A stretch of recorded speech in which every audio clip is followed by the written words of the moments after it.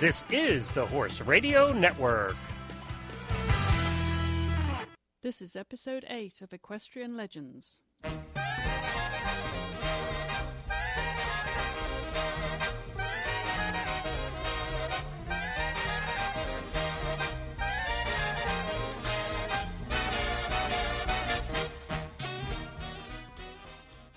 Hello, I'm Chris Stafford, and my guest this week is eventer and show jumper Anneli Drummond-Hay.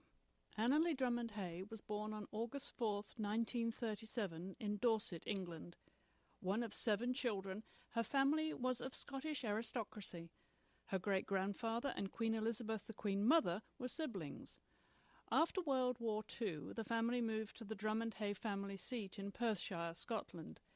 Against this background, Anneli devoted her young life to her ponies, which established the foundation for her to become a great horsewoman.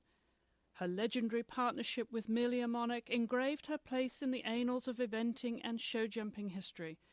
The first winner of the Burghley Horse Trials, they went on to win Badminton Horse Trials and a European silver medal in 1976, before turning to show jumping. Their impact in the sport of eventing, alongside Sheila Wilcox, turned the tide for women to be included in the Olympic Games. Anneli and Monarch then changed course and embarked on a long partnership representing Great Britain in show jumping, for which she also rode Xanthos to numerous successes around the world. Monarch then proved his all-round talent by becoming a successful dressage horse. Anneli represented Great Britain on Nations Cup teams for 14 years, and her victories included many prestigious Grand Prix and Derby titles, before changing nationalities to represent South Africa at the 1994 World Equestrian Games. She has been honoured with multiple awards, including the International Equestrian Federation's Badge of Honour, South African Sportswoman of the Year 8 times, and Britain's Sportswoman of the Year 3 times. In 2010, she was inducted into the British Equestrian Federation's Hall of Fame for outstanding achievements in equestrian sport. The Italian Equestrian Federation bestowed upon her the Premio Caprilli for outstanding achievements, while the French Federation and Coronois awarded her the Gold Spurs for contribution to show jumping. Amelia Monarch was inducted into the British Hall of Fame in 2005 as one of the top 5 sport horses ever seen at the turn of the century. Anneli is the only rider to be shortlisted to represent her country in all 3 Olympic disciplines for the same Olympic Games. During her marriage to Errol Wukafenig, Anneli made South Africa her home, after which she returned to Europe for 13 years while competing for her adopted country. She has lived in South Africa since 2006 and is married to equestrian judge Trevor Byrne. Well, Anneli, thank you so much for joining me. It is obviously a delight to have you on the show because your name resonates with so many people around the horse world. Really, life hasn't slowed down. You're as busy as ever. It wasn't planned, but somehow it's happened. Now, I'm very lucky. I'm still fit and able to ride, and maybe not ride at the same level as I used to, but I'm still riding at a reasonable level. And I've got some nice horses to ride, and I competed yesterday, and yeah, it's okay. Keeps me in touch. Well, it certainly does, and I think you've got quite a few horses in your barn, and you're teaching a lot. What is a typical day in the life of Anneli Drummond-Hay these days, then? It's actually not that exciting. I ride 5 or 6 horses in the morning, and then I teach people, most are kids, in the afternoon until I'm sort of exhausted, and then I go home. But yeah, look, it's interesting. I've never had to teach kids before, and I think that teaching kids actually is more of a psychological endeavor more than actually teaching them to ride. Because the kids are a bit different. But anyway, it's been interesting. These, of course, are children that maybe would not have remembered you at the pinnacle of your career, and so I'm sure they have a different appreciation of you and what you offer them as young people coming in the sport. And it is mainly you're focusing on show jumping these days, is it? Yeah, I would say so. I mean, obviously they haven't a clue that I did anything. Well, maybe they have a little clue, but they don't really. That's not important. That's not what I'm trading on. I'm trading on trying to get them from being whatever they are to being better riders. And it's an interesting, what can I say, experience, for nothing else. Well, I want to reflect on your career, Anneli, because it really is an outstanding career, as I said in my introduction. And if I may take you back to the very early days, as I said, you were born into a large family, the third of 7 children, born in England, but actually Scottish. What do you most fondly remember of your childhood? I wasn't very fond of it, to be honest. You had your ponies. I was always trying to escape. But I suppose in retrospect, the plus factor was that there were always ponies and horses there. So I used to escape into them. And all my problems, I gave it to the horses and ponies. I didn't have a very happy childhood. Of course, it was wartime, and you spent some of that time evacuated to England, didn't you? Tell us about that, because I believe you were able to indulge in your ponies a great deal then. Well, we left. Family left England at the end of the war, and my mother was supportive in her own way, but she actually didn't really sort of look after what her children were doing, and. But she always had ponies there, and I just somehow or other loved the ponies and horses. She had polo ponies and that sort of thing, and I just put all my sort of what can I say, my adoration into the horses, and somehow or other it grew, and I wasn't wild about people. The horses. It was always horses, but I believe you were quite fond of your grandmother, and she provided a refuge for horses in need as well, didn't she? Oh, she did, but I didn't actually know her. She was a bit sort of what can I think of it? A little bit overboard. I mean, for instance, there were about 30 horses came over to do a backing bronco thing in England. From the States, and she took pity on these horses, and because she didn't like the way they were being treated, because they were obviously made to buck because they had bucking straps on them. So she bought the whole lot. She had obviously quite a lot of money in those days. And then the war broke out, so there were 30-odd horses left grazing in a paddock that were unrideable because all they could do was buck. But and I didn't really know my grandmother that well, but she obviously was very sort of pro anti-cruel sports, and she loved animals. And something of a pioneer herself, I think, a co-founder of the Anti-Vivisection Society. So, yes, she was. Yeah, so she was. Quite obviously an established, as you said, an animal lover, a pioneer. And do you know where you got your pony-loving, animal-loving, your devotion to in those early days? Do you know where it came from? Well, it's an interesting question. To be honest, I'm not really sure, but I didn't have a very happy childhood. That my mother and father weren't sort of very well suited, and somehow or other I was a bit sort of, I just disappear my energy into the horses. And there were always seemed to be ponies and horses there, so I've got to thank my mother for that. Yes, always plenty of ponies and dogs too. How did you? Yeah, I didn't love dogs so much, but the horses I loved, and then somehow or other I just need to get myself out of the family situation, and I thought the horses were my refuge. You see, when I was 16, 17, I was brought up sort of as a blue-blooded, what can I say, high society, aspiring debutante. I actually didn't want to be it because I absolutely hated it. And so when I was thrown into the debutante scene, I did a couple of debutante dances, and that was it. I said, no, I had it. So I ran back to my horses, and that was how it all started, really. I wasn't bred to be a rider. I was bred to be a debutante and marry the right man or whatever. It didn't happen.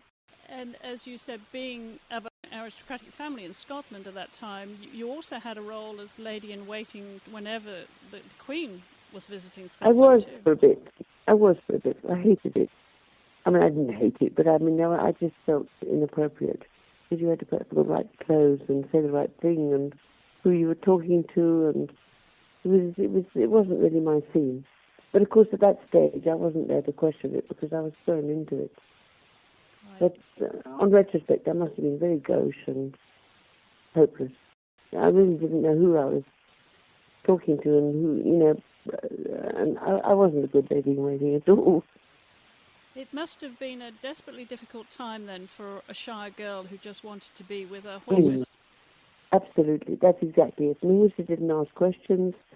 I was reasonably good at riding, and I sort of managed to be successful, whereas I wasn't successful in society. But one of the things I understand you did enjoy too, as well as your horses, which we'll talk lots more about in a moment, but you also enjoyed music. You played the piano. I did. It was a bit of a refuge too. I suppose I was reasonably good. I must have been pretty good because I went through a few sort of things. But my mother pushed me into being a top. I mean, I was put into they had an Edinburgh Festival thing, and I had to play there. And I suddenly got angry and said, "No, I'm not going to do this anymore. I don't enjoy it because I'm being pushed into it." I knew I wasn't top class. I was okay, but I wasn't top. And so that's it. I don't think I'd be able to play a piano today if I had to. But horses clearly were where you were destined to focus your life, your entire life, clearly. And it soon became apparent that the Pony Club was an easy transition for you. And as you said, you had plenty of ponies, and you really enjoyed immediate success, didn't you, with the Pony Club and European Championships? The Pony Club was actually too easy for me. I mean, without being, I don't mean to be sort of arrogant about it, but it was too easy. But I did sort of win the final championship, whatever it's called. But sure, it was a stepping stone. But my goal in life was to be able to follow Pat Smythe, and Pat Smythe had been our.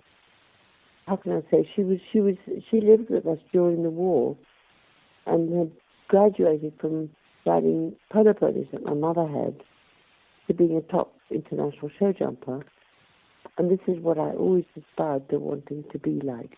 Something or other, I just thought that was what I wanted to do. So she was your inspiration and your mentor. Absolutely, she was my inspiration. She was a good friend. And she was a bit older than me, but she was my inspiration. Well, she certainly provided you with the inspiration because you're the only rider, I believe, to have competed at the highest level in eventing, dressage and show jumping, all three Olympic disciplines, Anneli. But in those early days, you actually made your way into eventing as the first step. Was it because of the horses you got? I know you got a chance ride on your cousin, Major Drummond Morrow's Anglo-Arab mare Freya for the Windsor European Championships. Was it because those horses were available for you to go eventing that you took that route first? Yes, I think you're probably right. I think that I got a chance to ride Freya. Can you believe it? My first competition ever was the European Championship. You didn't have to qualify in those days. So I just entered. And then I didn't read the small print. I was 2 years too young to ride. But anyway, I didn't tell anybody. I actually didn't even know until after I finished. And then afterwards, everybody said, oh, they knew I was too young, but nobody said anything. But that actually set the ball rolling, and I thought, no, this is what I want to do. And I got I don't know, 10, 15 horses after that I decided there had to be event horses. And they were all cheaper horses, but I decided they had to do what I wanted them to do and do eventing. And you could with horses that didn't have a very special jump. You made them obedient and you made them do what you wanted to do. And I managed to sort of cope with getting them up to badminton level. And I did that for about, I don't know, let me just think, about 5, 6, 7 years.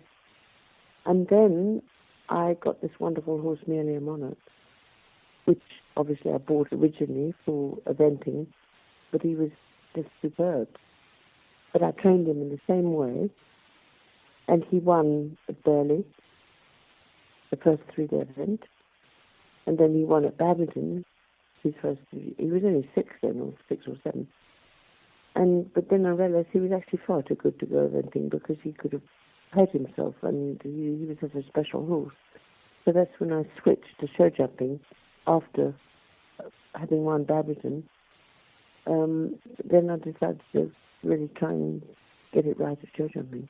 Well, as you said, Merely a Monarch was one of those horses in a lifetime, and I want to spend more time on him in just a minute, Anneli. But if I can just take you back, as you mentioned, you did buy, as was once said about you, you bought unlikely horses and took them to the top. And one of those examples I'd love to hear your version of was when you bought a little horse called Perhaps for the grand sum of £20 from a Horse and Hound advertisement. Yes, you're right. It was actually £15. Oh, was it?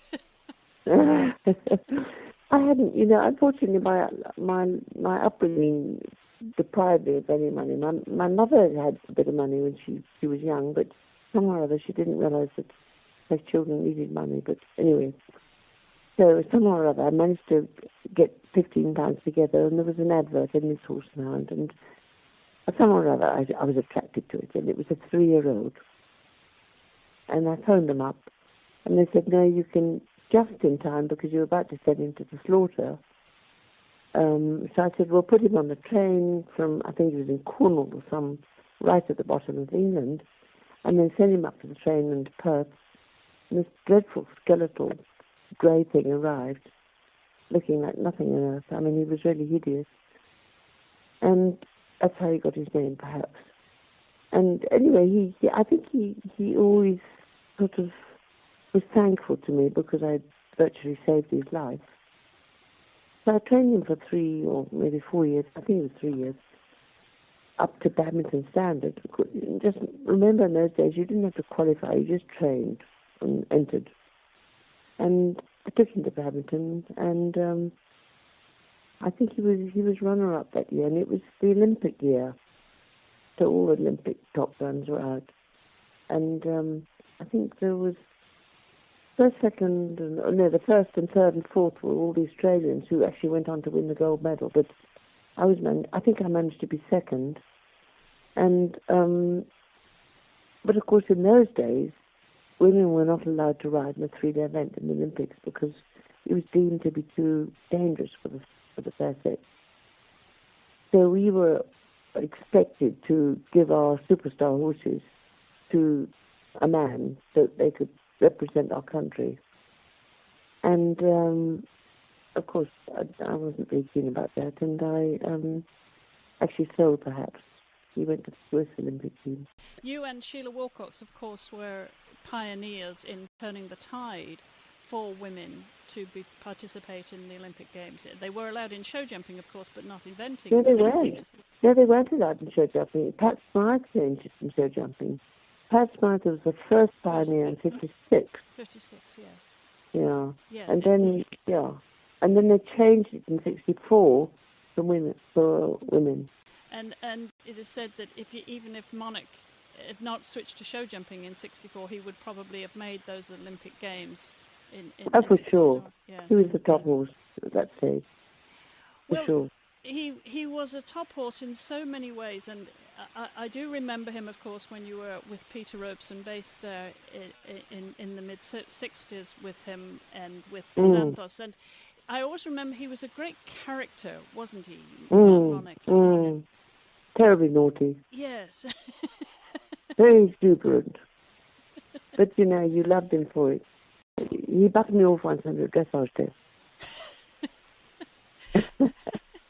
Just full of himself. Well, let's tell his story, Anneli. Where did you actually find him, and how did you come about buying him? It was destiny, actually. I advertised an Horse and Hound that I wanted a 3 to 4 year old for eventing, a possible eventing, you know.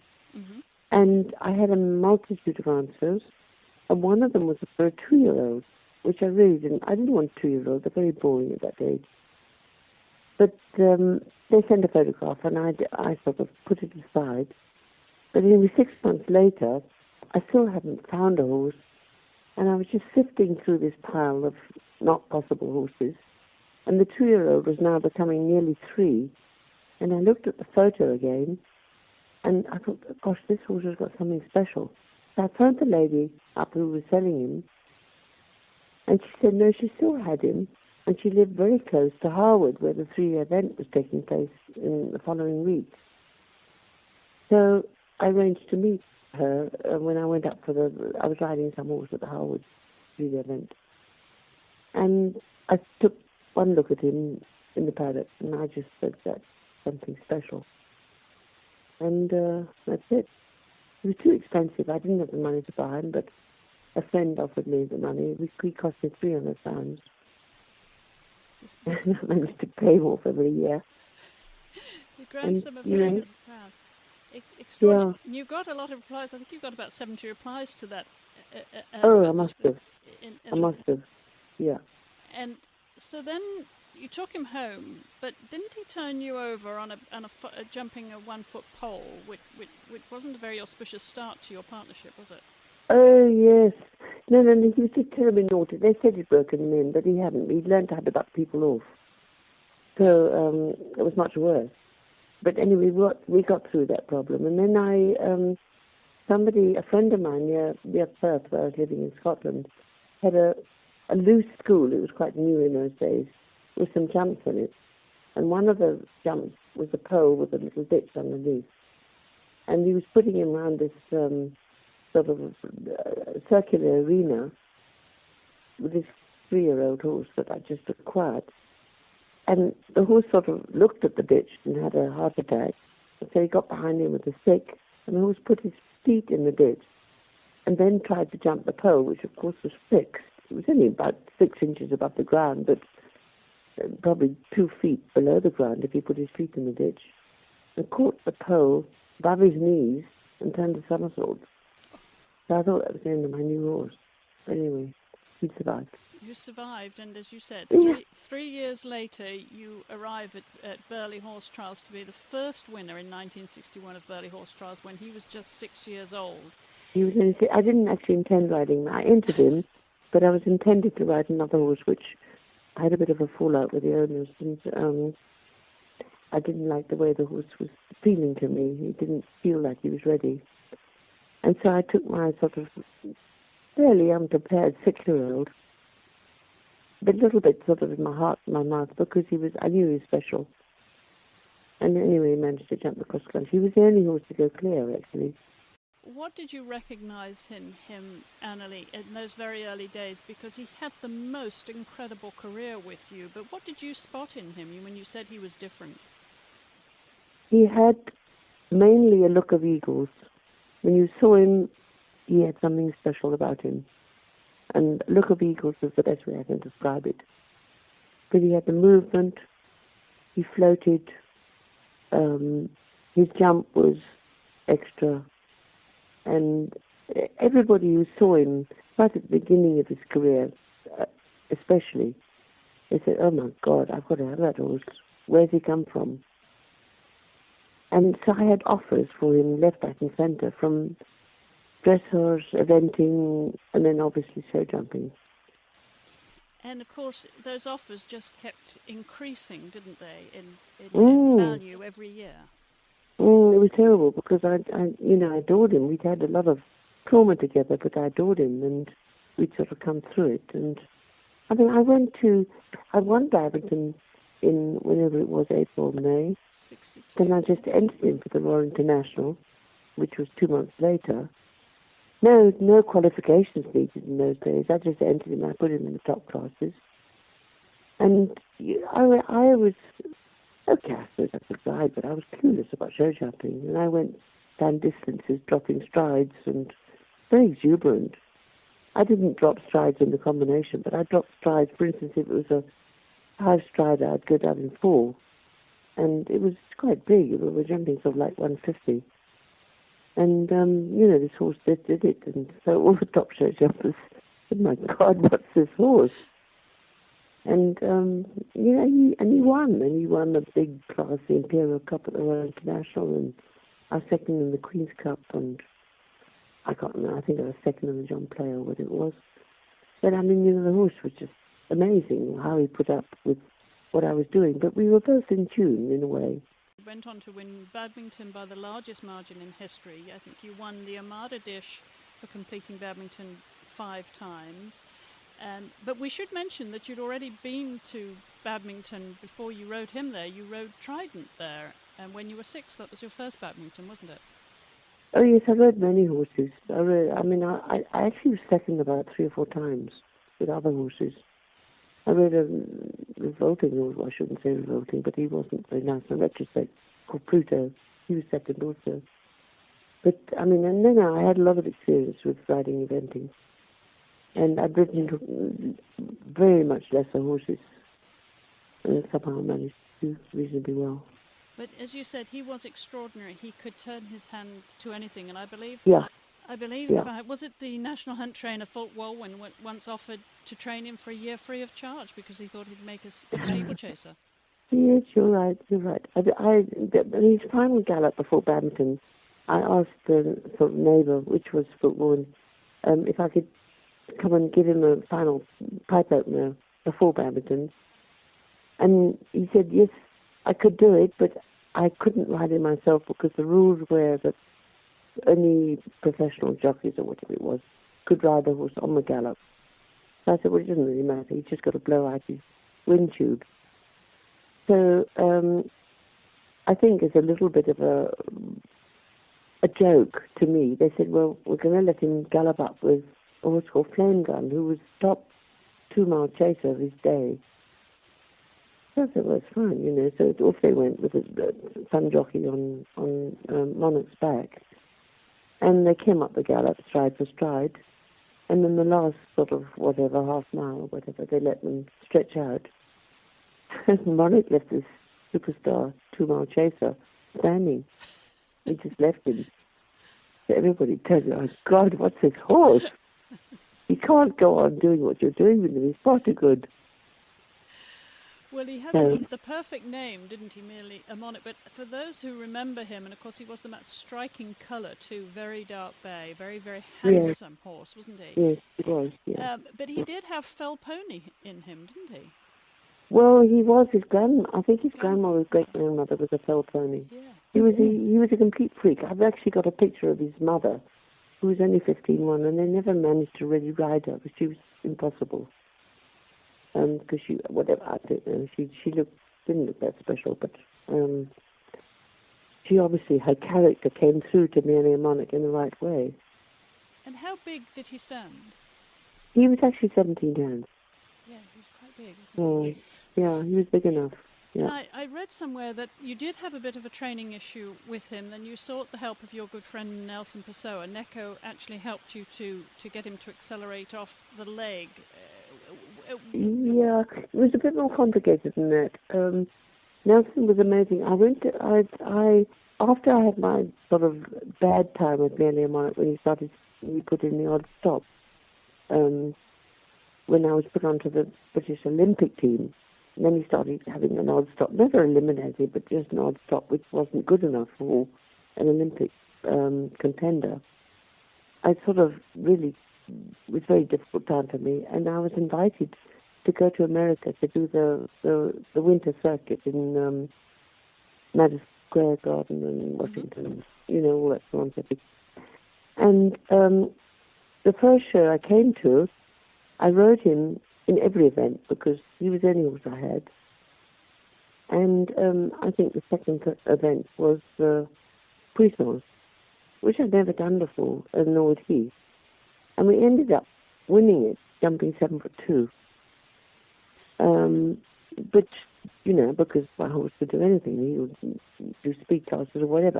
I was ignorant. I didn't really know. I knew it was really big. And then we went on to New York, and I entered him for the Puissance again, obviously, because he won the last one. And when we'd done the first 4 fences and then go down the centre for the big wall, which was only at 5'6" at that stage, Monarch said, "That's it, I'm not going near a big wall again." And I was absolutely devastated because this wonderful horse of mine, I completely wrecked him by jumping 7'2" the week before, and he must have got such a fright that he never wanted to see a wall again. And Nelson Purcell was there, and I was sort of in tears, saying, "My God, what do I do?" And Nelson was amazing. He said, I did exactly the same thing with Granges. I jumped him in a Puissance, too many, and he said, "That's it, I'm never doing that again for you." And he said, "Don't ever ride him in a Puissance again, obviously." And he said, "But in future, when you ride him into a big wall, turn short so that he thinks it's a speed class." And that's what I did. Whenever there was a big wall, I pretended I was in speed class. And then he didn't think of it as a Puissance. Well, your partnership with him really is one, as I said, of legends. But it is interesting to note how Dorian Williams, it was back in the early 60s, I believe, he said that you were not just a natural horsewoman, but you're brilliant as a result of dedicated application. And you know all the great theories, but trust your own. And I think that is exactly what took you on this journey, and especially the successes you had with Monarch, which were numerous, as I said in my introduction, on the Grand Prix circuit, Nations Cups and so on. And then came a young pretender called Xanthos, as you call Tiger, I believe, who tried to dethrone Monarch, didn't he? Tell us about this other great horse in your career. No. He never tried to dethrone Monarch. He was a freak. He was a pony. He was barely 15-1. He was a lunatic, and a friend of mine told me to buy him because she said she'd seen him in pony club things with a child, but he was too hot for her and too difficult, but she thought he was fantastic.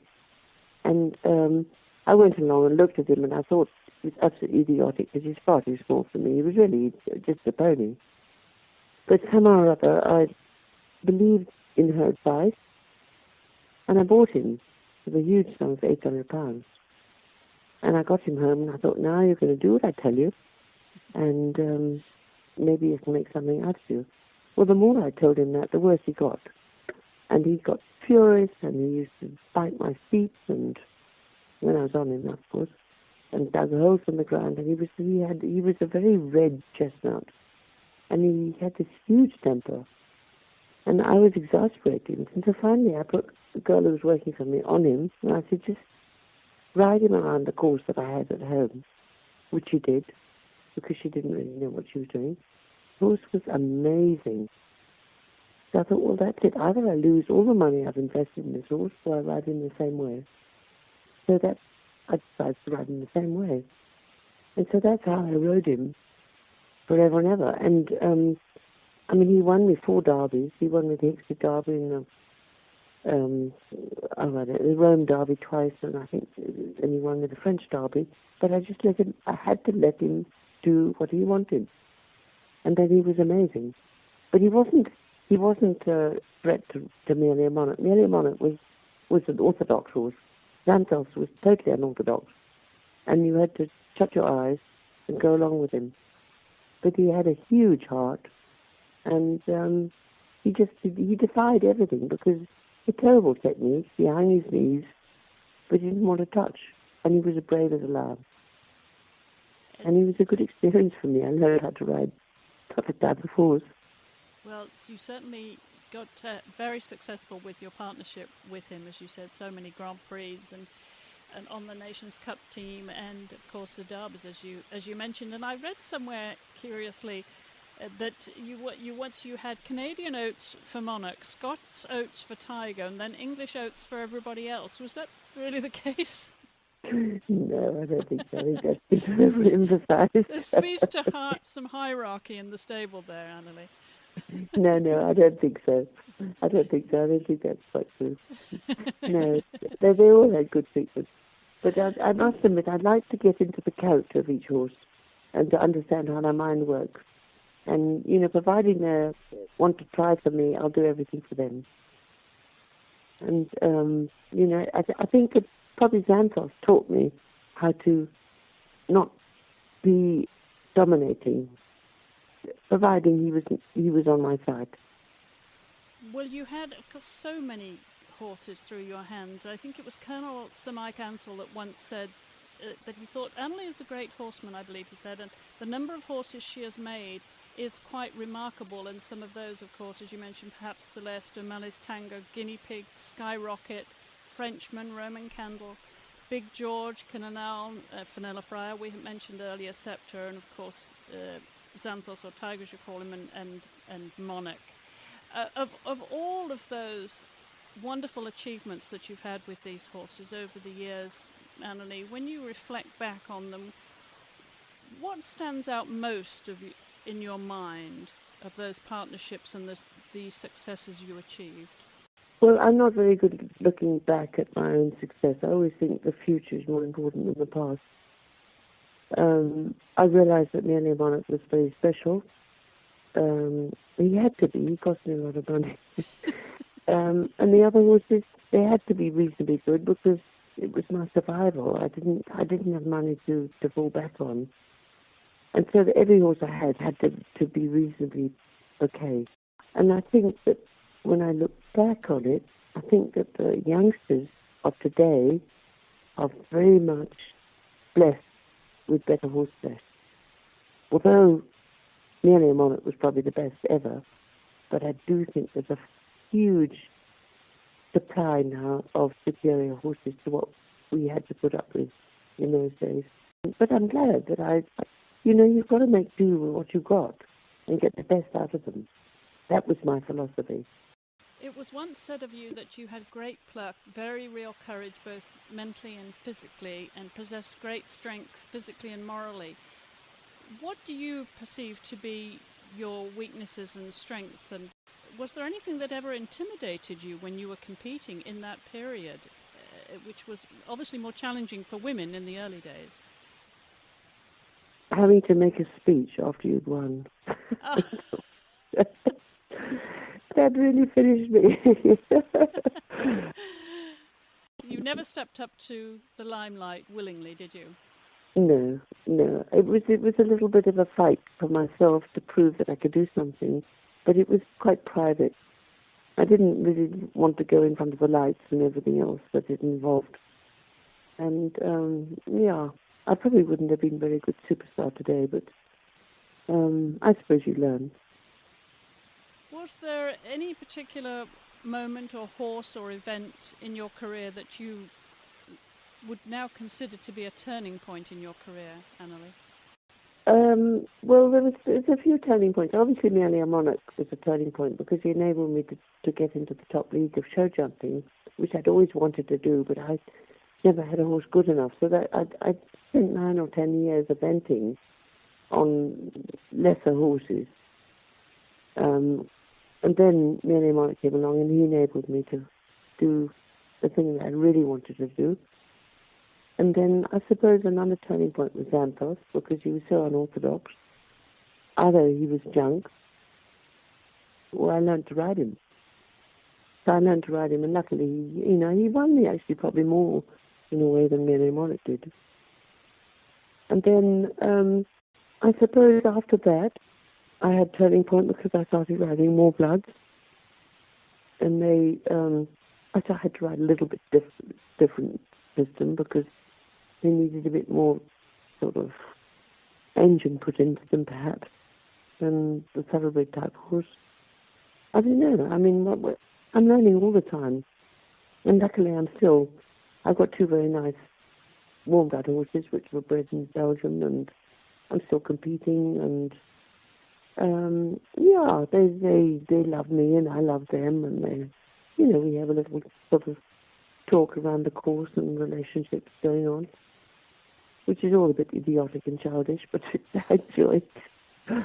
Takes you back to your childhood, I'm sure, and your Absolutely. your relationship with your ponies. It's actually, I think the relationship you have with your horse, and it's so important. I mean, they know your little bit of idiosyncrasies, and, you know, I talk to them when I get to the stable, and I talk to them when whatever I'm doing, you know.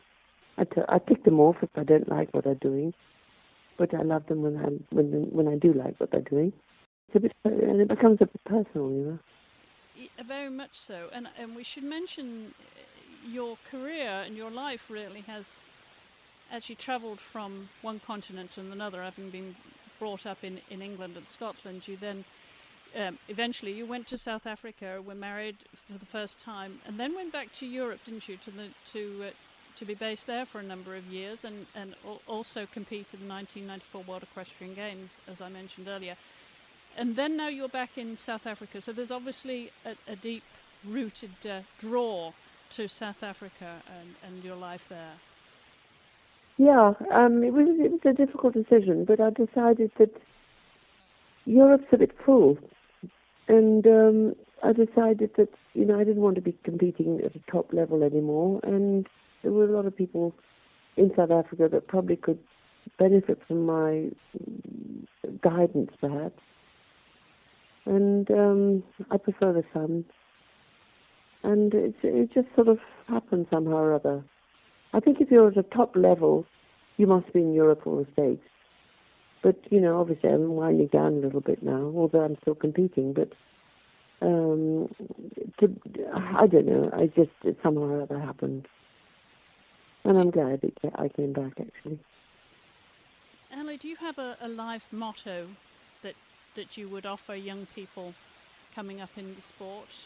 Something that's inspired you or someone? Difficult question, but I think probably my main motto would be hang in when things are going badly. Anybody can hang in when it's going well, but just when it's going badly, just grit your teeth and come through it. Everyone's got bad times, you know. You've got to get through it. And how do you view the sport now? I know you're still participating yourself as a competitor in South Africa, but when you look at the world stage and how the sport has evolved, particularly of show jumping, how do you regard it generally today? I think it's all become much more refined and much, generally speaking, much better riders because they know their basics. Luckily, I was able to have reasonably good basics because of my eventing background. But nowadays, I see that the show jumpers have got far better basics than they used to have.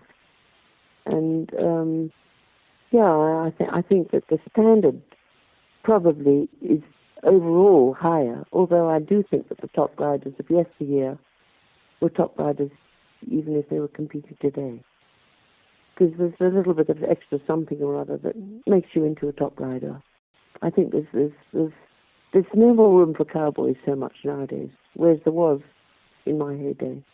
And qualifications were not as strict in your day? Oh, there weren't any. You just entered. You just did it. We were blind to the problems. Well, finally, Anneli, at the end of the day now, when you close your door and pour a glass of something and sit back, as you said, you're not one to reflect much, but what actually means the most to you now in your career, and how would you like to be considered as a horsewoman? Well, that's a very difficult question. I didn't really think about that.